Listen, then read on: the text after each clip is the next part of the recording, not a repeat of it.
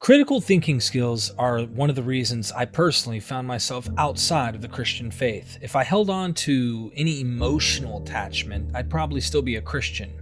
But the critical thinking skills that are required to find flaws in the Bible, or maybe draw critical conclusions on one's own faith, that's what you're going to witness today with Jen Fishburne. Make sure you guys go check out her YouTube channel. You can find her on Facebook as well. All that's down in the description.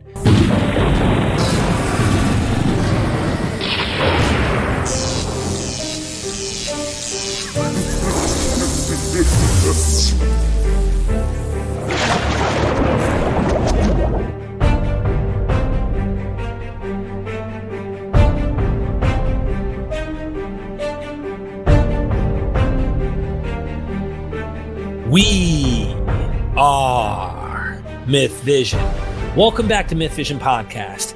Your host, Eric Lambert. Ladies and gentlemen, I've told you guys before that I was part of this group that was called Full Preterism. You probably go, what the heck is that? What does that even mean? Well, let's just put it this way. I was a Christian doing everything in my power to remain a Christian. And I was so serious about this that I took every word of God's word, the Bible, and tried to understand what it really meant so that it could be valuable to me in my own walk and experience in this world as a Christian. Today, you're going to meet someone that not only I know in person and have met, but I've been discussing things with her on all of these issues for many years, and I'm going to go ahead and introduce her to you. We have Jen Fishburne. Welcome to MythVision Podcast, Jen. Thank you, Derek. Good to see you again. You too. People don't realize we sat down and ate pizza with Michael Miano and I think it was his girlfriend at the time. Yes.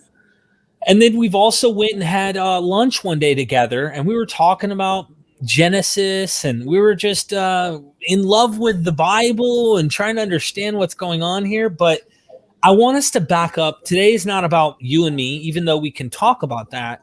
Today's about you, Jen. You had a video, quite a few videos, I'm sure, that have gained attention lately, but you've exited Christianity. And of course, I'm very outspoken as someone who's no longer a Christian. That, like, hearing that come from your mouth, that's powerful. So let's back up and let's talk about the good old days when faith worked and what happened, and we'll go from there. So tell us a little bit about who you are, even though I know some about you, and then we'll go from there. Okay, you want to know who I am today? You want to know what? No, just your upbringing. We'll go through like an airplane flyby on your background and upbringing, and then what, like, denominations and things you might have gone through, and then your last stand. We'll delve into like the last stand within Christianity, and then boom. All right. Well, the big picture, I grew up in a Christian home. My dad was a pastor for a little while, got his doctorate in theology. And then, I ended up going to a Christian school in high school. I was on the Bible quiz team. I memorized thousands of verses in the Bible. So basically my whole life revolved around Christianity, the whole lifestyle thing, and going to church as often as the doors were open. Right. So, left that for a little while when I graduated from high school and left home, and then, came back to it, not to, all those Bible verses are just in my mind, right? Going over and over and over. Came back to it, and I've had a lot of experiences in my life. So I've moved about 45 times. And so in all of those moves, I've met a lot of people. I've been to dozens and dozens of churches. And so I determined that I wanted to use those experiences to understand as much as I could about different aspects of the Bible. So I did study it. I didn't want to just stay in my lane and stay in my little box. I did study it from as many different perspectives as possible within non-denominational Christianity, basically. So along that route then, and I have an in-depth story about this, on my channel, but along that route, I started to really think that I was not understanding the Bible correctly. And so I actively sought, how can I understand the Bible better? And so in my in my journey, I had two people that were a huge influence in my life. One was Kay Arthur, and she taught me how to study the Bible deductively. So that's basically where you use logic. And then the second one was a theological professor at Dallas Theological Seminary who became my private tutor. And so he tutored me in basically everything someone would learn at a seminary, but privately. And so he taught me also logic and grammar and how to read Hebrew and Greek and hermeneutics. And so those were my two really, really big factors that kind of changed my understanding. And then I went from there. So are you wanting to know? Well, no, this is good. And so this is a good part to say, now you have some tools. So Right. You weren't just a Christian who was told by a pastor. At this point, you're wanting to deepen your faith and really understand, something that's impacting your life so important, like the way that with me, Christianity was everything to me. Like it was the most Right. important thing. Now, my relapses, of course, with addiction, which is a whole nother discussion, I couldn't understand how I cherished and loved God so much and his word when I was clean, but then I'd relapse, right? Well, with Right. you in your situation, I wanted to ask is the various denominations, I'm sure by now you've seen so many different flavors. Yes. You had to go, hold on, someone's wrong or they're all wrong or someone's right. So now the curiosity, killed the cat, so to speak, and it's time to investigate. You're Right. taking it serious. You have your weapons now. I know how to go and do the study on my own. I have a good understanding now. And is this when preterism enters the scene or a little after this? So everybody has their first. The first step is the hardest for everybody, and no matter what the subject is, right? So everybody has the first thing that they kind of deconstruct from in Christianity that kind of leads them down that journey. And for everyone, it's a little bit different. So mine was actually not preterism. Mine was before preterism, and that was the law of Moses. So at the time, I was in a kind of a Reformed Baptist church. It was not denominational, but basically it was Reformed Baptist. And they only taught on the Old Testament. We didn't teach on the New Testament at all. So it was very, very steeped in the law of Moses. And at the same time, separately, like at night, we were in the Messianic Judaic movement. So of course, they're only teaching on the law of Moses as well. So it was during this time that I really, really thought that we were supposed to live under the law of Moses. And I sought to live that way and very much steeped my whole family in the law of Moses. So that must have come up, like there might have been, I suspect there's been some problems trying to do that. There are various laws that seem, or at least they seem like laws that are trying to say, like, when it's the woman's time of the month, are you gonna leave the city? Where are you gonna go? You know what I mean? But that was actually, so the Mike is the name of the professor at Dallas Theological Seminary that I met online. And that was actually his very first question to me that got me thinking. And I thought, okay, well, I'm not doing that one. How many other commands am I breaking, right? And that really confused me. But my whole life, I've been a truth seeker. Yeah. And truth is paramount to me. So it's more important than my presuppositions. It's more important than my biases. It's more important than what somebody else is teaching to me. So it's like, okay, well, if I am not going out in the backyard during my period and my then husband refuses to not shave the corners of his beard, right? And he refused to wear robes, and he really didn't like it when I suggested we should be sacrificing chickens in the backyard.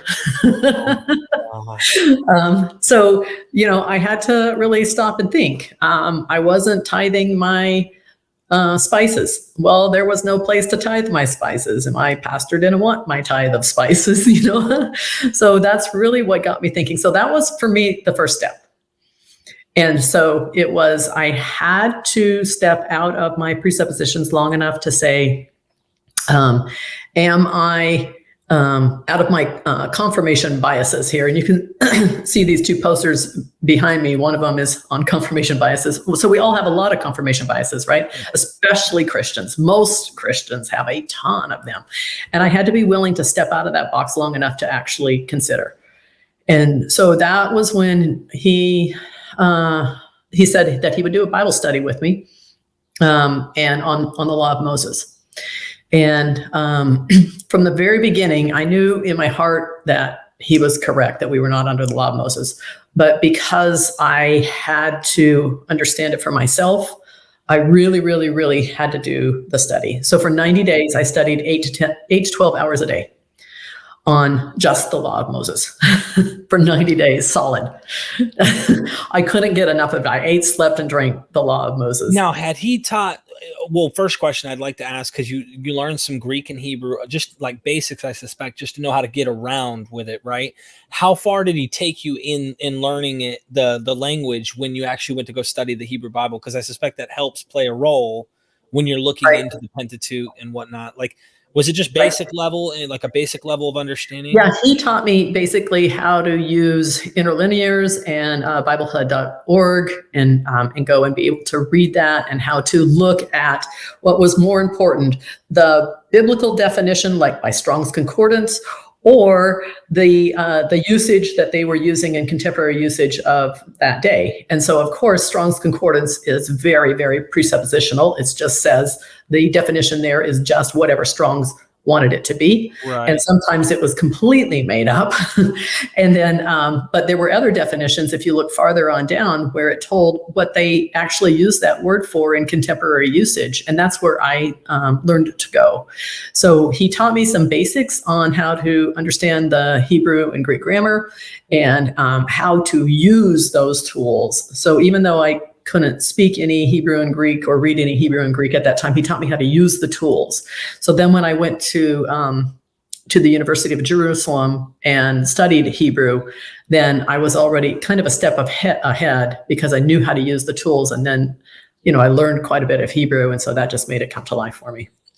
So this is interesting. You went from trying to be true to the Hebrew Bible, or if you will, Pentateuch, the Old Testament, and you're learning all this stuff. Then I suspect at some point, was it the Christianity that actually made you go, you know what, I'm not actually in that because there's another story over here that I need to focus on? Or was it kind of, it might be both, but the context of saying, who is this law given to? I mean, this wasn't even given to my, European ancestry here. This is for the Israelites out in the wilderness that are, coming out of an Exodus situation. Is that what rang a bell, or was it a mixture of saying, well, Jesus in the New Testament and Paul plus, No, I had to get to the point where I understood that we were never under the law of Moses.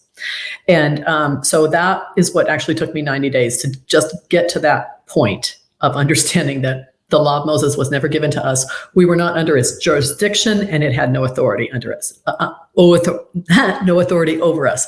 So it was given only to Israel, and it never, ever applied to us. And so that's what took me so long to have that shift in my thinking, because I did have all kinds of biases, that's what I had been steeped in for about 7 years at that point. It's all that I did, day after day after day, all day long. I just studied the law of Moses. And so it took me a long time to realize, okay, that was the key. Even though he said it over and over and over, we started there's 450 passages in the Bible about the law, 450. So I started by studying all 450 of them. And so I looked at every single one, and I couldn't find us in any of them. Right. But I was sure that still I was missing something. I was just looking for that one passage. There must be that one little passage that I'm missing, right? that puts me there. And you're doing exactly what someone who's trying to keep the Bible. What I mean by keep isn't I got a Bible here, I'm not going to sell it. That's not what I mean. But you're trying to keep your faith, and you're struggling to keep yourself in this narrative somehow. At that time, yes. Okay. And then preterism came along. So what happened was So it's the domino effect, right? So when the first door opens, then you've got other questions, or you should have. Actually, I've noticed that many full preterists, when they become full preterists, that's their first door, and they kind of stop there, and they still hold on to everything that they've ever believed. They add full preterism onto it, and they refuse to look at anything else. It doesn't work. I really don't understand that at all, but it's kind of funny. Can you tell everyone what full preterism is so that I don't have to always repeat myself? Yeah, no problem. So full preterism just means that the story of the Bible was that Jesus fulfilled all the law and all the prophets in the first century, and everything was completed by AD 70. There's nothing left to be fulfilled, and there's nothing in the Bible that really applies to us because it's Israel's story. That's it in a nutshell. So how did you get a hold of full preterism? What happened? It was actually while I was studying the law. So I've got this Dallas Theological, that Dallas Theological Seminary is a dispensational seminary. All right. So they're not like very open-minded at all. But this guy, he was a little bit more open-minded than the regular ones. But now he's taken me through this Bible study.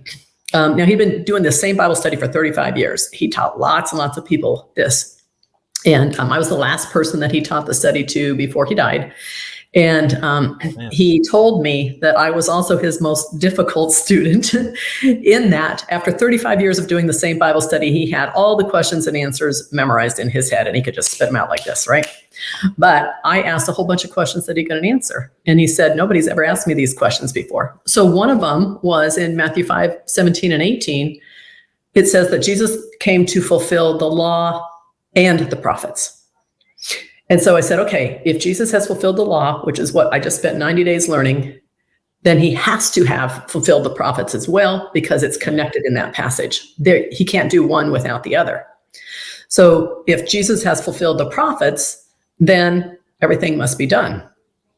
Well, he was at a loss. He didn't know how to answer that. And then my second question was, we're studying, when you study the law, you have to study the covenants, right? The old covenant, the new covenant. So the new covenant is for the house of Israel and the house of Judah. So which house do we belong to today? If we're in the new covenant, then which house do we belong to today? Now, I've asked hundreds of people this question, and usually people on Facebook just get mad when I ask them that question. Right. They don't have any good answer for it, right? But that was actually what got me started looking at. And I didn't know that preterism even existed at this point. Right. And he said, you're asking too many questions I don't have answers for. You're on your own now. Right? Interesting. So, it's interesting that he didn't try and, I'm sure he tried to kind of like answer them, but that you weren't satisfied. He literally said, I don't know. Okay. He told me, he said, I predict that in 10 years, you will know twice as much about the Bible as I do today. And I thought, this guy knows more about the Bible than anybody I've ever seen. So no way, right? But so that was in 2007. And real quick, in light of that, I got to ask, because the Israel only business comes up in that idea, two-house theology.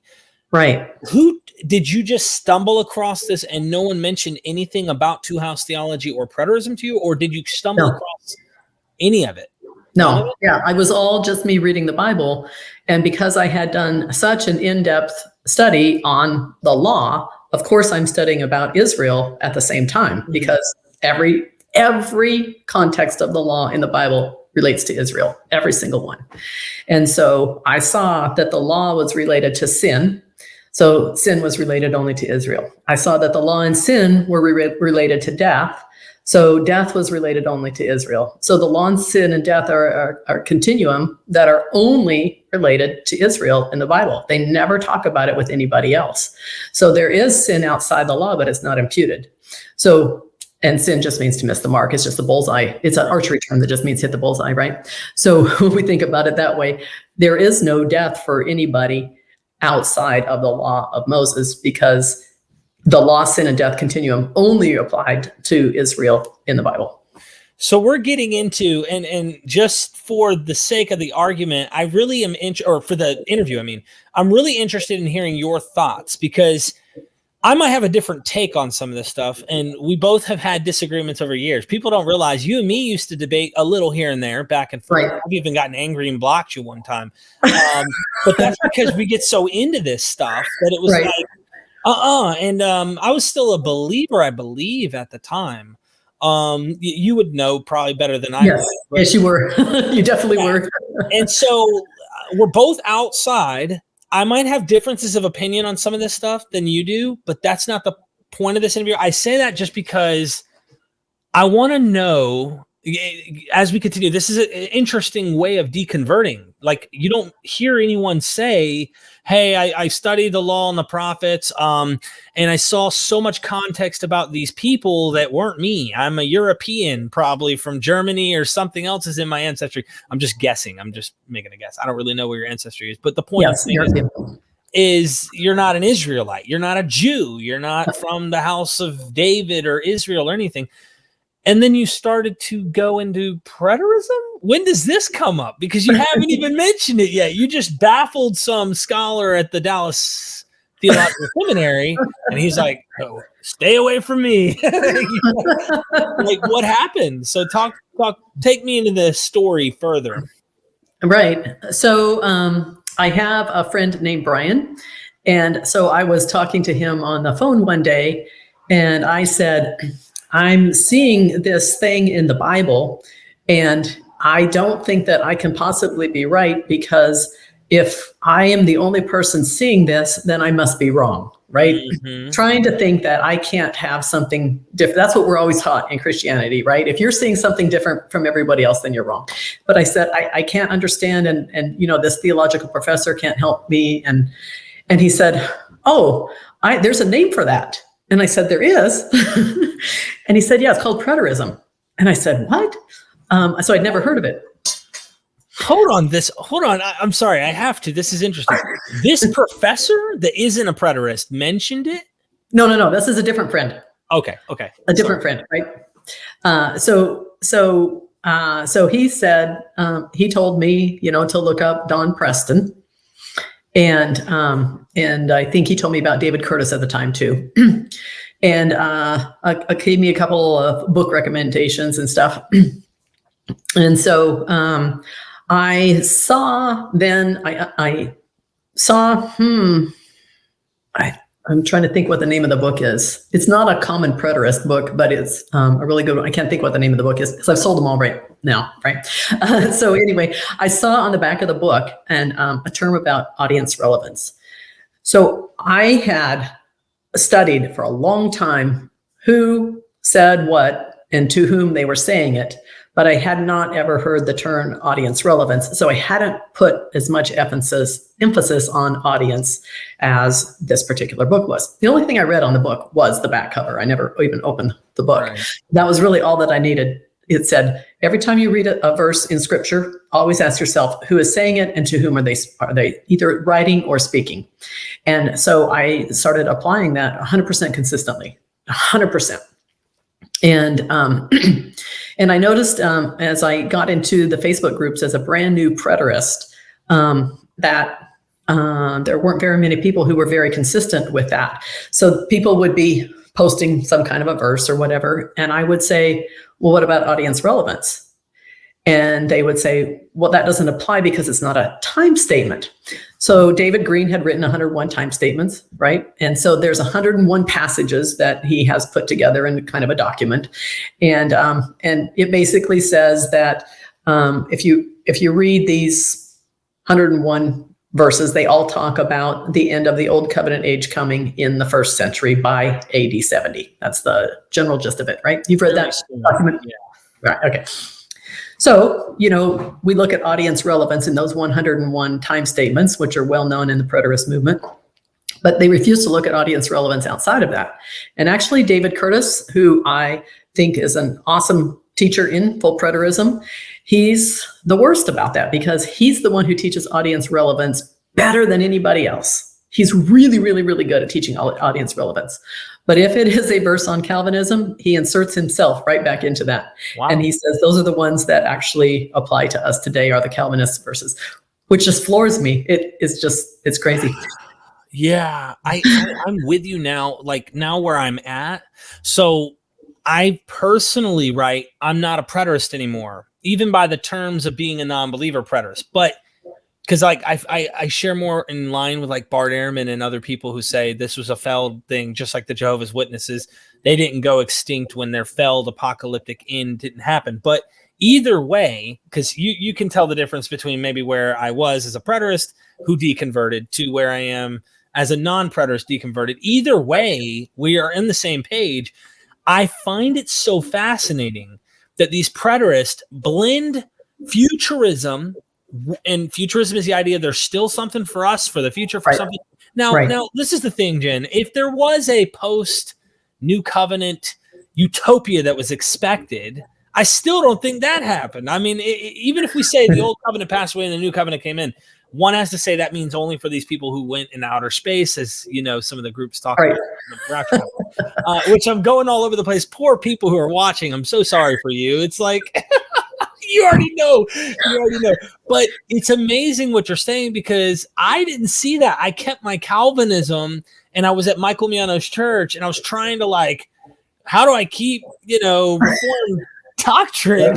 And so he was talking to them back there, and how does it fit for me? So I say that for anyone who's watching. When you become a preterist, it's not just everything was fulfilled in the past, everything changes. So that's right. Yeah, everything. My channel used to be called Preterism Changes Everything. Wow. So we're hitting right on the nail. Okay, this is interesting. Right. Yeah. So then I looked up Don Preston, and I watched one of his videos. For me, that was enough. And really, the main thing that I took from that, and it was kind of the key that just turned me on to full preterism instantly, was that the old covenant was about Israel. So the end of the old covenant came, the new covenant came, and he said, well, that was about Israel. Of course, he's not very consistent in that, because he still puts himself in the new covenant. But I have asked him how we are saved today and get into that new covenant with the house of Israel and the house of Judah. And he won't like this, but his answer was, do you have any idea? I don't know. That's exactly right. Did he actually say that? I don't know. He actually told me, yeah, I don't know. Yeah. Interesting. I could take a jab at it, but that's not even the point, because there's wacky crap going on, in my opinion, in the New Testament too, that it's like, oh, there is. Yeah. I think they were having a hard time. I think there was some hard stuff happening there early on. But anyway, yeah. So Don Preston, I need everyone to know, for Jen's sake, that's the guy who got me. So if you're a Christian and you want to be serious about the Bible, and he was the guy that got me thinking, like, our Lord said these things. How come the church has never told me to say, hey, this is what the Lord said, this is what he meant? Not let's convolute everything and make it vague, and audience relevance wasn't relevant. He was the first guy who told me Jesus came back. And I went, he's on drugs. Hold on. I hit the next video, and I started to get so curious, because it made so much sense what he was saying when I was reading the scriptures. I was like, he had to come back, and if he didn't come back, we have a problem. And I couldn't even see that as a potential answer that he didn't, once I realized he promised he would. So that was what really got me going, okay, well, he's not a false prophet, and at that time, he's God in the flesh, So that's right. And you already see so many problems with all this stuff. So yeah. And just for the people who don't understand about full preterism, basically, because I didn't put that in the summary, but Jesus promised that he would come back in his generation. And so full preterism just says that Jesus kept his promise, that he did come back in his generation, which kind of, C.S. Lewis says that's the one promise that Jesus didn't keep. And that was what really, really frustrated him. Mm-hmm. But for those of us who dug deeper, we're like, okay, we're not frustrated by that anymore, because actually, according to the story, it did happen.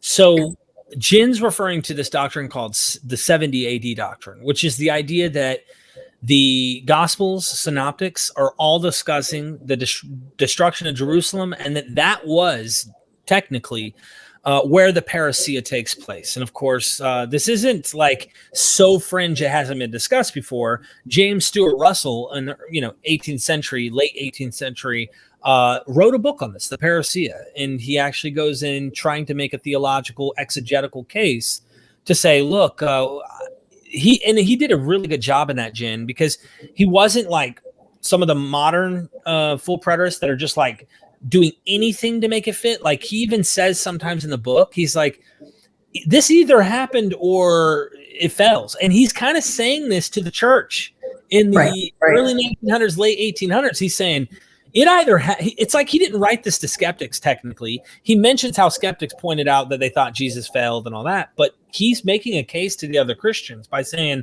it either happened or he failed. So you better get with the scripture. And that's what I liked about James Stewart Russell's book but he was real well written. Anyway, I'm rambling, but all right, I get excited because this stuff, like, nobody knows about it in the church. It's like 99.9% of the church is all singing, and you'll return any day now. And it's like, wow, so like basic, so like that is the social gospel. There's no depth to it. There's no exegetical deep research into this. And they're not really considering what the text is saying. The only people that I know outside of Christianity that do it, other than preterists who are in Christianity, is critical scholars that are looking at this stuff, but they don't conclude what preterism is suggesting. So that's a whole nother discussion. But you take us further. I apologize. Okay. All right. So really at that point then, when I was a brand new preterist, I'm on Facebook a lot.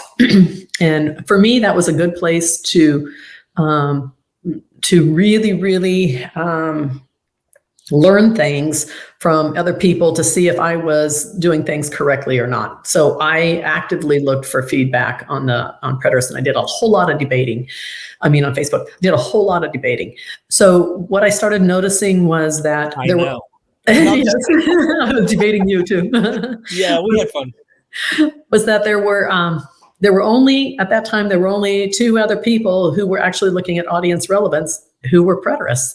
And there were, and so if time statements and audience relevance were what we based preterism on, then why weren't we looking at audience relevance in all the passages? Mm-hmm. And so that's when I met a guy who calls himself Rivers of Eden and Donald Hotchner. And so they were the only two that I felt were being consistent. Now, most everybody else hated them. And they warned me when I was a brand new preterist, they warned me to stay away from them. And I said, why? And so when somebody tells me that, I'm going to do the opposite, right? And so I thought, I'm going to see what they had to say. And really, I found that they were just the only ones who were 100% consistent with audience relevance in every passage. And as I started examining audience relevance in every passage, I started asking questions like, where's salvation in the Old Testament? Well, if there's no salvation in the Old Testament, why did salvation suddenly become necessary in the New Testament? Where's baptism in the Old Testament? Well, if there's no baptism in the Old Testament, why did baptism suddenly become necessary when John the Baptist came on the scene? Mm-hmm. Right? Where's hell in the Old Testament? So nobody's going to hell in the Old Testament, but suddenly everybody's going to hell in the New Testament unless they pray the magic prayer and ask Jesus into their heart. Well, that didn't make any sense to me, right? And so I started asking all of these questions. And then I started seeing that the words for Satan and devil were actually adjectives that they had turned into nouns and made it into, a boogeyman that we think of in church, and we blame him for everything. And some days he's stronger than God. In fact, almost every day he's stronger than God in the Christian world, because he makes Christians do bad things, or he causes bad things to happen to Christians. And I guess God wasn't strong enough to help them to get through that, right? And so I started really just thinking all of these different kinds of things. And so when I started seeing, so all of these ideas I am looking at in terms of audience relevance. So there's no, even in the New Testament then, okay, salvation. Well, when Jesus says you must be born again, who was he speaking to? A Jew, obviously in John chapter 3. Yeah. Nicodemus, right? So that wasn't about us. When Jesus says, you have not chosen me, but I have chosen you. That's a famous Calvinist passage, right? Right. Who was Jesus speaking to? His disciples. His disciples, right? He wasn't speaking to you and me. Right, right. Nothing to do with that. And so I started deconstructing through all of this process, basically one verse at a time, one passage at a time. And as I would start to look at each passage in context with audience relevance and all the other skills that I've learned, which is a ton of them, then I started, just kind of, everything started just kind of unraveling. And so very, very quickly, I realized that salvation didn't apply to us. It was just for first century Israel. And I think I wrote an article on that maybe 18 months after I became a preterist. So I quickly went from preterism to universalism, almost within a year, basically. How long were you a universalist? Well, I would say that in a way, I'm still a universalist in that, because when you deconstruct, everyone's first question is, well, what happens when you die, right? Well, my answer is the same thing that happens to you is going to happen to me and Hitler and Stalin too. It's the same thing that happens to us. Whatever happens to us, it's the same. So in that aspect, I'm a universalist. We're all the same. And so once I dropped that us versus them mentality, where I'm different from somebody else, or I'm better than you because I believe the right way, that's such an arrogant, narcissistic approach that Christians don't realize actually how judgmental and arrogant they really are toward other people. Yeah. And that was when I first learned how to love people. So would you agree that you yourself know that because you remember being a certain way as a Christian? Oh, absolutely. Same here. Absolutely. Yeah. Yep.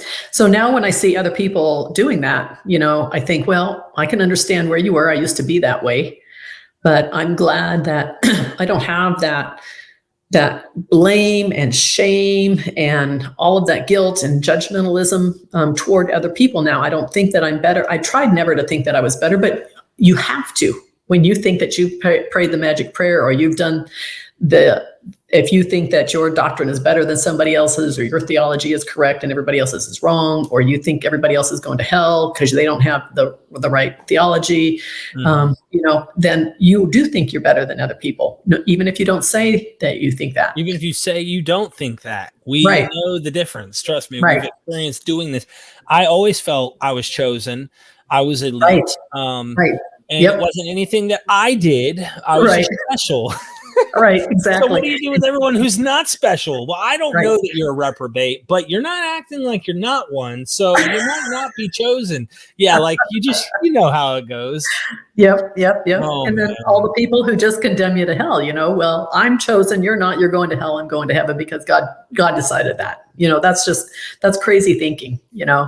And so actually going into universalism is what freed me to actually love people more than I ever have in my life. Can I say, just to specify what you mean by universalism, you've exited the biblical scene. So you're not saying it like a universalist Christian necessarily. No. Who's like, oh, well, the Bible teaches that everyone's going to the same place type thing. But you're saying in the real sense that you believe whatever that means, you want to love everyone the same. You want to have it equal to everyone. And whatever happens to me is going to happen to you. So if there's an afterlife, we're all going to go to the same thing. If there's a source, we all go back to the source. For me, I obviously am an atheist. I self-proclaim, like I just say it, meaning I don't believe in a God. I'm not going to say there couldn't be, but I'm saying I'm not convinced at this point. I have very many reasons to be skeptical. However, like I personally am kind of like the old Jews. Like we're all going to the grave. One day we're going to be in the grave and we'll remain in the memories and in the histories of our ancestors. That's the best we have for me. Would you say that like that's what you mean by universalism instead of like a biblical, theological, or philosophical, biblical related term? Right. So there's so I don't think there's any salvation. So most Christian universalists, they believe that everybody's saved. So I definitely don't believe that, everybody's saved, everybody's going to heaven. No, that's not what I think. So it is interesting in the Old Testament, though, in Ecclesiastes, the body's going to go back to the grave and the spirit's going to go back to God who gave it. Now, whatever that means, it just means that the same thing happens to everybody, right? Everybody's body is going to go in the grave. We all can agree on that. Yeah. Now, what happens after that? Are we just dead forever and become word food? Maybe. Is there an afterlife? Maybe. Is there, will we come back in another life? Maybe. Will we go back to another realm? Maybe. We don't know. We have no idea. But whatever happens, the same thing happens to all of us. That's all I know. So something that comes, you're an interesting person, Jen. I mean, I don't mean that in a funny way. I mean that seriously. Just that you've studied and you keep studying. Where do you feel you're at with biblical studies? Do you think, are you still interested in the topic? Is it something that you said, you know what, I'm over this, because a lot of people give up? Or are you still interested in thinking there might be stuff I don't know? Maybe I could be wrong about some things. I'm still exploring critical scholarship to find stuff out about it. Do you get excited finding out something was mythology or a story, or are you done with it? Have you washed your hands? So last July, I made my video on why I left Christianity. And at that moment, that was like, this is it. I'm done. This is the last thing that I'm going to have to do with it. And so I sold all my books and videos and, everything that was Christian in my home, the decorations on the wall, everything. Right. Wow. I kept a couple Bibles that I had written in, but other than that, I got rid of everything. I said, I'm just done. Well, as you probably know, when you make a video, people come on and they comment. And they're like, have you considered this? Have you considered that? Have you considered this? And so, most of it was, people just trying to draw me back in. And I considered all of that. And I am 100% convinced that I am correct, right? At this point, I would not have made the video. I would not have publicly come out and said why I left Christianity if I was not 100% convinced on it. All right. So I have zero doubts whatsoever. But then I started thinking, okay, and we're jumping way ahead, but that's okay. So if the Bible, I had studied some of Bart Ehrman's stuff, and I said, okay, so Matthew, Mark, Luke, and John were not written by Matthew, Mark, Luke, and John. Half of Paul's epistles, Peter, James, those are all forgeries. So, okay, that takes most of the New Testament that is fake. Well, then where did it come from? Why? Who made it? Why did they make it? Why do we have those kind of stories? And then what about the Old Testament? Because Bart Ehrman just did the New Testament, right? So I read all of Bart Ehrman's books. And that's when I decided, you know what? I spent my whole life studying what the Bible says, but I have never looked at what about the Bible. I hadn't stepped outside the Bible to consider anything like, is the Bible really the Word of God? Is the Bible really infallible? Is the Bible really true? Because I had been taught that historical grammatical approach to hermeneutics, which basically means it's historical, right? Mm-hmm. So that's what I had always been taught, was the Bible was literal history. And I could give you every single detail on why the Bible was literal history. I didn't have any problems proving the story of Adam and Eve, proving the story of Noah's Ark, proving the story of Jonah and I had no problems with proving that historically. I could do it, right? Probably better than most people, because my uncle and my dad were biblical archaeologists. And so they were the first ones to discover Noah's Ark. They were the ones who discovered Pharaoh's chariot wheels in the Red Sea. And they were the ones who discovered Mount Sinai. Now, Ron Wyatt eventually stole all their work. He was one of their assistants, and he stole all of their videos and made them into his own, and he claimed the work for his own. But so I have these things going on in my mind, and I'm thinking, well, maybe the Old Testament is true because my family are the biblical archaeologists who have discovered all of these things. And it took me... Get my popcorn real quick. No, I'm just kidding. This is going to get good. All right. I love this. Please continue. So it took me a while to be able to understand. And all I did, and I've done this throughout my journey, when there's something that doesn't make sense to me, I just kind of marinate on it. I just meditate on it. And it may take, probably when I was coming out of the law, I probably had to meditate on it for 5 years. So it was a long time before I kind of came to, okay, I understand it now, right? So after that, things got easier. But anyway, so I was like, okay, I need to really think about this. So it took me about a year to think through those 3 archaeological finds that my family had done. Well, since I had studied quite a bit about Old Testament history and found out, well, actually, we have no evidence for Noah's Ark. We have no evidence for Moses even existing. We have no evidence that the Israelites existed and that they went across the Red Sea and they wandered in the wilderness for 40 years. We have no evidence for any of that. And so Mount Sinai would have been, I didn't care about some of the details. People were like, well, why did it take 40 years when it only takes 11 days to cross that? That didn't care. I don't care about that. Because if I want to go for a walk for 40 years, I can go for a walk for 40 years. So those kind of details didn't bother me at all. The point wasn't to get from A to B. The point was that they were wandering in the wilderness, right? In the story, right? So I thought, okay, I understood now. Okay, if the only evidence that we have for those stories is what my family discovered, that's the only evidence, then could there be another idea on what that evidence means? So I looked at Noah's Ark. All right, this is what I'm thinking now. Mm-hmm. All right, so there was a flood. There were lots of floods. We've had floods ever since the earth began, right? We've always had floods. So there was a flood and someone had built a boat. And we have all kinds of flood stories in our history, and who knows how much they've been embellished. But let's just say that somebody found this ark on Mount Ararat. They took measurements of the ark and they made a story from the measurements of the ark, right? So the measurements of the ark could exactly match up to what we have in the Bible if it was written afterward, right? If I went and I found a boat right now, I measured it and I wrote a story about that boat and I made the story sound exactly like that boat, well, it would make it sound as if I had evidence, but in fact, it was written after the fact. And so that became very obvious to me that that's actually exactly what happened. So the story was written after the fact, but there was a real boat there. So there was a flood. It doesn't mean that it's Noah's flood. It's just that there was a flood, there was a boat. Those are the exact measurements, but it's not that story. It has zero evidence. If we were in a court of law, we could not prove any connection between that ark and Noah. There's no connection there at all.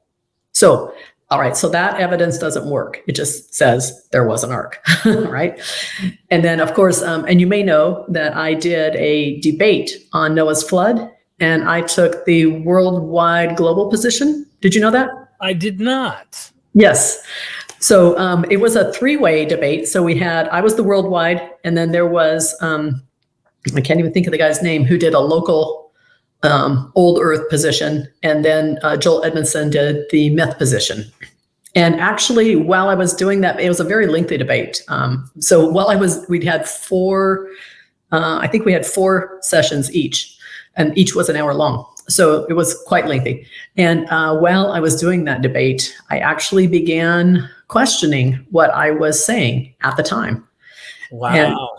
And so I think if we go into a debate, it shouldn't be that we're just there to prove our own point. It should be to listen to the other people and to say, do I need to change anything of where I'm at? And so that's actually what I did when I went into that debate. And I know most people don't do that, but that should be the purpose of the debate. So I started changing my mind during that time. All right. So then we've got Pharaoh's chariot wheels. So in the Red Sea, at the Gulf of Aqaba, my uncle was the head archaeologist. Dick Ewing is his name. And then my stepdad, Dave Smith, they did a lot of study before they went and looked for this. And they were sure that they knew the exact spot in the Gulf of Aqaba where the Israelites crossed. So the Gulf of Aqaba is a part of the Red Sea. And so they went there, they got permission from Egypt. They went there and they looked for the chariot wheels. They actually found a chariot wheel and they were pulling it up, and the Egyptians, the Egyptian army actually came after them with machine guns and started shooting at them, and they had to flee. They had to drop the chariot wheel and they had to flee. Yeah. So it was kind of crazy story. So I was thinking, okay, so, well, what about that? I mean, that's like pretty significant evidence, right? You'd think. So then I started doing more study, and I was actually studying a physics book, and I found out that there used to be a couple of things. So we know that the Nile River would come up and would rise and flood the area every year. And then when it was the off season, right, all of the water would go away. So when the water goes away, there is a land bridge between Egypt and Israel, or Canaan, basically, at the time. And during that time, there would not be enough food in Egypt for people to have to eat. So it was very common for people to migrate north to Canaan. And then in Canaan, they had animals on the lower areas, and then they would grow food on the mountains and the hills. So especially grapes and stuff like that. And so during the off season, they would migrate from Egypt, go over to Canaan, raise their animals because there was more water over there, and then go up higher and grow the food. So it was very, very, very common for people to cross this land bridge that appeared every off season. Right? So it doesn't mean that Israel necessarily, a million Israelites or a million Israelite men and all of their families and all of their animals and everything crossed the Red Sea, and that Pharaoh and his armies were chasing them, because we actually have zero evidence of that happening, right? Right. So what does it mean? It means that people cross that land bridge on a regular basis. And so to find a chariot wheel there would actually be, we would expect that. We should expect common, that. Right? We should expect lots of things there, right? Because people dropped all kinds of stuff along the way. Right. So that was actually a very common journey. So that one was pretty easy for me to explain. And then, of course, Mount Sinai is just a mountain. So yeah, and it's interesting. I didn't know this till recently. There's like a contradiction there, because it's Mount Sinai or Mount Horeb. Mount Horeb, right. Which one is it? And are they the same? Well, yeah, of course, a Christian's going to come on, or Orthodox Jew is going to try and make it make sense. But I've been digging into that. I love that stuff. So I love this. The guy that you actually posted the other day, he's actually going to be coming on here soon. I'm going to be recording live with him. He's an ex-Jehovah's Witness on the flood narrative. Okay. The video I'm talking about that went viral recently, and he's a really well-articulate individual. And he's going to be joining us here. And so I'm super excited about that. His name's Harrison Cawthor. Okay. So, it'll be interesting. Yeah. So at this point, you're looking at the Bible and you're seeing the historical fiction. It's been mythologized. It's been obviously enhanced, and who knows, there may not have been a million. There might have been 1,000 or a couple thousand guys migrated at one point or whatever to go up here, and they enhance the numbers and the dates and all that kind of stuff. At this point, are you now no longer a Christian investigating this? Yeah, absolutely. So I haven't actually called myself a Christian since 2013. Okay. So when I met you in New York, I did not even call myself a Christian at that point. So once I understood a universalistic perspective, even in the Bible, I stopped calling myself a Christian, because to me, it still promoted an us versus them mentality. So I wanted to get away from that as quickly as possible. Okay. And then I guess since you didn't call yourself a Christian, but you were still a believer. Yes. In this, what was the straw that broke the camel's back in terms of you saying, okay, I no longer even believe these stories. I thought these were real history. Was it all this stuff that it was? Yeah. Okay. Go ahead. Yeah. Bart Ehrman was it's really funny because, and I'm assuming you've read most of Bart Ehrman's books. Yeah. All right. So Bart Ehrman does an excellent job on talking about the authenticity of the various books in the New Testament. Oh yeah. And so when all of that just comes tumbling down, then I said, well, if Matthew, Mark, Luke, and John didn't write Matthew, Mark, Luke, and John, and it was not written by people who even were eyewitnesses and people even who knew him, it was quite a chain of events before it was written down. Mark was written first, Matthew and Luke copied Mark, and then John was just out in outer space with his thinking, right? And and then, other things like Mark very much mimics Homer, and they drew the Gospels were actually just a rewrite of the Moses and the Elijah themes, and they were actually written backward to show that prophecy had been fulfilled. So, when I started seeing all of these different things, then I'm kind of like, well, does Jesus exist? So And interesting. So it's funny that Bart Ehrman has led more people to believe that Jesus does not exist, and yet he actually has a historical Jesus perspective still, and it's his greatest flaw. But I'm glad that he actually, leads people out in that way. So I love his work. I used to jab at him because I was a mythicist. I was a hardcore mythicist. Now I'm agnostic on the question. Ultimately, I have my reasons for why I reserve being either or strictly. I entertain both hypotheses because it's so fascinating to dig into this myth and wonder, is there a guy, or is this an angel that has now take on flesh and he is euhemerized? So Dr. Carrier, I'm trying to fly and go see him. I actually have a GoFundMe up, and I'm letting people know, help me get this GoFundMe. I'll fly to him in September. I'll take my camera gear. And you know how I have a million videos with Dr. Robert M. Price? He lives an hour from me. Right. Who wouldn't want to record with this guy? He knows he's an encyclopedia. So I'm going to Dr. Carrier, and I'm going to sit with him for 2 days.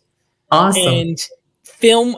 He's going to be so tired when I'm done with him, but I'm going to be like, all right, so another question. He's going to be like, give me another coffee, because I'm going to want to get everything I can with him. I want to do that more because I love that we both ended up in the same, we went like this. All right, we left Christianity. Oh, we're kind of close to each other. We went to Preterism, but we were still miles apart even in Preterism and how we thought. And then we were like, okay, there's no way. Israel only. I'm not heading in that direction. You're heading this way. But at the end, regardless of your thoughts, that's why I mentioned during the interview with you today, is I probably disagree on some things that we get into about the details.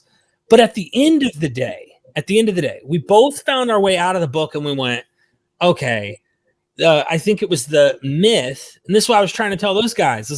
It's like breaking down the infrastructure of the very fabric of the text.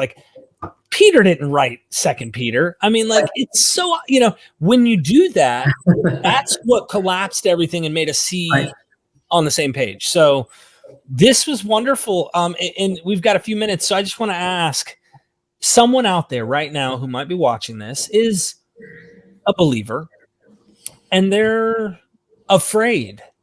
They're afraid, Jen. Mm-hmm. Yep. We've been there, and we love them, and we know exactly what they're afraid of and why. Can you speak to that person?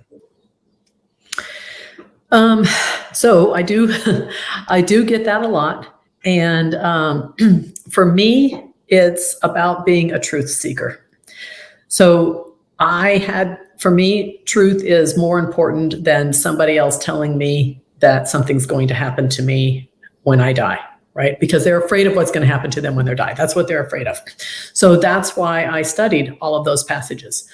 I would encourage people, what passages, first of all, you got to look at audience relevance in every passage. All right, that's key. So then what passages tell you that you have to be saved? What passages tell you that you are the one who's sinning? What passages tell you that you are the one who has to repent? What passages tell you that you have to be baptized? What passages tell you that there is a magic prayer that you have to pray? What passages tell you that Jesus' blood covered any of your sins, because that was only the sins under the law of Moses. They were the only ones that Jesus' blood actually covered, right? What passages tell you what's going to happen when you die? Look in the Bible and try to find any passage in the whole Bible that says what's going to happen when you die. What passages tell you all of these kinds of things, and really try to take yourself out of somebody else's story, because this is really Israel's stories. The Bible is a story of Israel trying to explain who they think God is and to develop a new religion. So they developed it out of the pantheistic religions in the other nations that they actually lived in when they all first started. And so it's just their idea of, we're going to make our own God. And so when you start looking at the Bible, really, really, really focus in on audience relevance and see if that verse is actually about you or if it's actually to somebody else. And be really, really honest with the passage. Who is that verse about? And don't just say, well, Paul wrote all of these books, therefore they're to everybody. No, that's not true. They're not to everybody. And those passages are all within a certain time context. They're all within a cultural context. They're all within, he was writing to a group of Israelites. He was writing to a group of people who had become believers in Jesus that came out of the old covenant of Israel. So really, really be honest with who the audience is. And then those fears for me vanished because I realized that the Bible, I was never in it. It never had anything to do with me. It was not to me. It was not about me. It was not for me. It had nothing to do with me whatsoever. So if I'm not part of the Bible, there's nothing for me to be afraid of, right? There's not even a single verse that says you're going to go to hell when you die if you don't pray the magic prayer. There's not a single one. I know that's what they taught. Yeah. People do take stuff and use it, especially the church has done that quite often.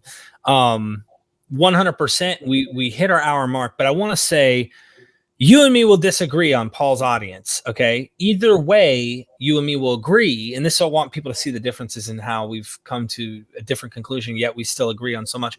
You and me would disagree on the audience of who they were, ethnically, so to speak, but we would agree that Paul, writing in Thessalonians, said he was going to even be alive. He's saying to them, look, those of us who remain and are alive at his coming, like he was supposed to be alive. And so for me, I think we also disagree on full preterism concepts on the text.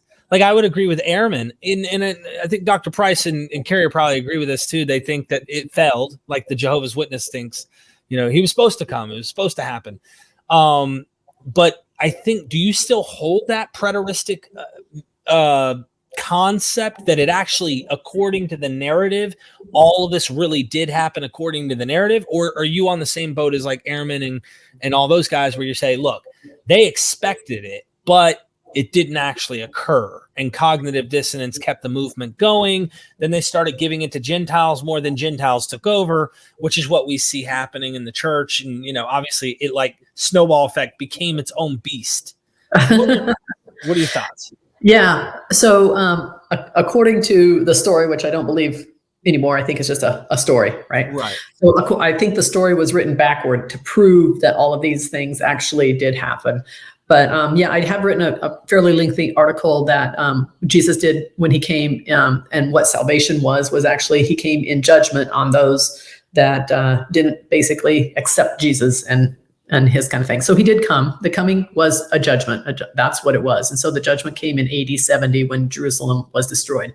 And that was, I think, the coming. But it is just a, it is just a story. I think it was written many years later. And so it's easy to write something that happened in the past and have it all line up, kind of nice and neat. So for me, the Bible is just, it's always been a story about Israel. And then, of course, the Romans came in and they're like, okay, Israel they keep rising up in rebellion. So we need to create a new version of a Messiah for them because they keep looking for their Messiah. We're going to give them a Messiah. They went back in time, created it. And then it looked like it already happened. And then things. Ex eventu. Do you think Paul, and we're rabbit trailing off, this is an interesting little end here. Because look, this is speculation. Some of this stuff is just assumptions that we're making based on our research. Do you think Paul's letters are written ex eventu, the ones that are authentic? Do you think Paul existed in the 50s? Or do you think Paul's fictional as well? And that all these 7 epistles are actually written as though they're in the 50s, but really later as though because like for example, Thessalonians, those of us who are alive and remain at his coming. Right. He thought, whoever this author is, either thought, or the author who wrote this, if you're saying it was written later, let's just say, is looking back and saying, all right, it's going to happen any moment during the life of this guy who's claiming to be authoring this, saying, right, I'm going to be alive. You guys are going to be alive. I know some of you guys fell asleep. Some of you are dead. But at any moment during this life, he's going to come back. We're going to be sucked up in outer space, and we're going to be good to go. Do you not really have a stance on this yet? Or are you still I don't know. No. What are your thoughts on Paul's letter? So I'm not 100%. I don't think that we can be.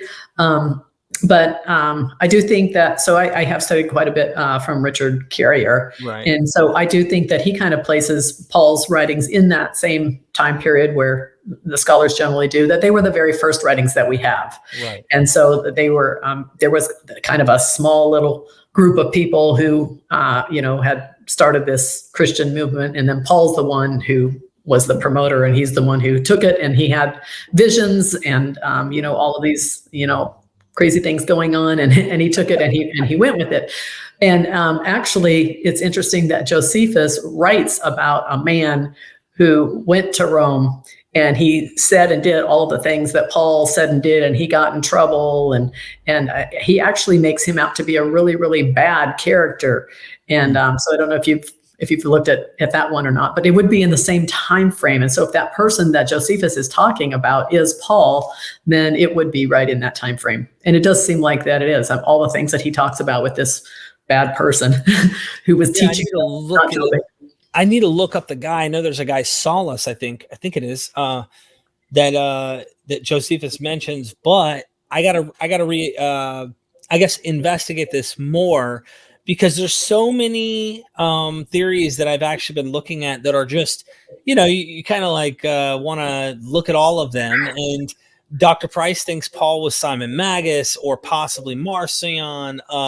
There's definitely the Josephus concept. There's even people who think Paul was Josephus because he shipwrecks at the end of Acts, and Josephus was shipwrecked. And so there's all these theories. I listen to them. I entertain them. I don't put any concrete in any bags on any of this stuff because it's speculation, but it is interesting. Right. So the man in Josephus is actually unnamed. So this particular one is, I can't remember the location. I just saw it the other day. And so it was pretty interesting. So it was an unnamed man who was basically teaching the Jews that they were no longer under the law. He went to Rome. He took some friends with them. They got in a shipwreck. They all went to jail for a while. They let them out. They took a whole bunch of money. They collected money from all of the people. They said they were going to send it back to Jerusalem to start sending this message out. All this is in Josephus? It's in Josephus, yeah. Huh. I need to look at this. But he actually ended up keeping the money. And so anyway, so he was a bad person, basically. But he's an unnamed man in Josephus. I kind of wonder, and for me, I love entertaining this stuff, but I kind of wonder because we find these overlaps of characters and things that seem like a parallel, and they might be. But I'm very careful of drawing those conclusions yet until I have really solid reasons. Because for example, at first when I heard things like this, I would jump on it. That's it. I'm sold. This makes sense because I don't know anything else at the moment. But then I found out the idea that Jews were already teaching that everything is spiritual and you don't have to practice the law anymore. That was something that was beginning to become more common among some Jews, especially Hellenized Jews. And I was like, hold on. So this was more common among them? It happened? And so when you go to guys in Josephus, there's some places, even Josephus says that he doesn't think circumcision was absolutely necessary. From someone who told me this. And I'm thinking to myself, Paul didn't think it was necessary, so he might not be the only Jew that's going around saying this. But when you added the whole money and the not sending to Jerusalem and all that, I'm like, okay, where is this at? I'm going to look at this in Josephus because we know that there's some crap going on in Galatians for sure. And Paul doesn't seem very happy in Galatians when he's arguing his points and he's trying to say, I got this from the man upstairs, okay? I don't need their authority. I don't need their say-so. I got mine from God. And all I had to do was give him money. Right. Yeah. That was another kind of deal breaker thing for me when I realized that Paul was actually no different from Joseph Smith in Mormonism. Ooh. Paul is the Joseph Smith to Christianity. He just doesn't sleep with all the women. At least we don't think. At least we don't think. Because Paul has some women followers. But I'll give him the benefit of the doubt. I'm not gonna accuse the guy. I can't prove it. Yeah. So it's funny how we make fun of the Mormons for having that, and yet Christianity is exactly the same, no different whatsoever. Jen, this was an awesome conversation. I'm so glad that you've come this far, and of course I'm always thankful that I have come this far too. But I say that to say, like, it's really cool to see that you've continued and you're still like interested in the topic, but not in the way that we used to be. Like, I'm here to win. My theology is correct more than yours. It's more about like poking at finding out the flaws or the issues or the development behind it. Christians don't do that. Christians only look in the text, use the Bible to interpret the Bible, to know what the Bible, like, we're looking at crap like, why'd they write that? Is this a lie? Who wrote it and why? What the hell's their intention? And I still love it. I still love doing it.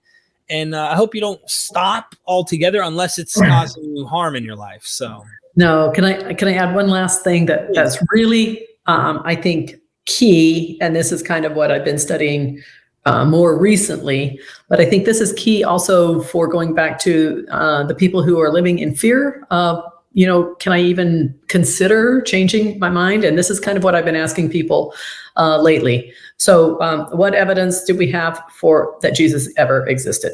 So this is what we should have. We should have birth records. We don't. We should have baptism records. We don't. We should have places of residency, even when he was growing up. We don't. We should have death records. We don't. We should have burial records. We don't. We should have trial records. We don't. We should have crucifixion records. We don't. We should have resurrection records. We don't. So all of those are records that we should have and we do not have. And then in addition to that, we should have many, many, many, many accounts of where Jesus did all of these fantastic things, because they had news reporters in those days. And if we had somebody doing those things today, it'd be top of the news. It'd be all over the news, right? And we should be able to see some of those things in their old news records. We should have had eyewitness accounts. We have zero. We have zero eyewitness accounts. That's a huge, huge, huge problem. We should have historical journals or chronicles that kind of chronicled the things that Jesus did. We should have people who wrote letters. So some of the people who heard Jesus or heard about Jesus should have written letters to other people saying, you wouldn't believe the guy that I heard about in Jerusalem, or I saw in Jerusalem. He gave 5,000 fish sandwiches out for free today, and he just like magically made them happen. So we should have like evidence. And the fact that we actually have zero of those is something that everyone should consider. If you really believe that Jesus is your savior and that Jesus is coming back again, that Jesus is going to make you rise from the dead and you're going to live in heaven with Jesus forever, why don't we have any evidence at all? And I guess, I think Richard Carrier is actually too generous in his book, but he has to be as a scholar. I totally understand that. But I would challenge people to even find one piece of evidence, just one. And if you cannot find one piece of evidence that Jesus ever existed, and the Bible is not evidence, because those books are proven to be, Matthew, Mark, Luke, and John are proven to be forgeries or fake, basically, then what are you putting your faith into? Are you putting your faith into a fictional character? And it's kind of funny that Jesus says, I am the way, the truth, and the life, right? And he's actually a fictional character. The irony is incredible that people put that Jesus is their standard of truth, and yet he doesn't even exist. Yeah, now you're going to have the people who still want to hang on to Jesus, but they don't believe he's historical. And this has happened, by the way. And they want to make him a spiritual, vague concept, like a Zen, or do you have Christ within? And they want to do that kind of stuff. Right. Because it's interesting. People who don't believe in Jesus historically, they don't believe he existed.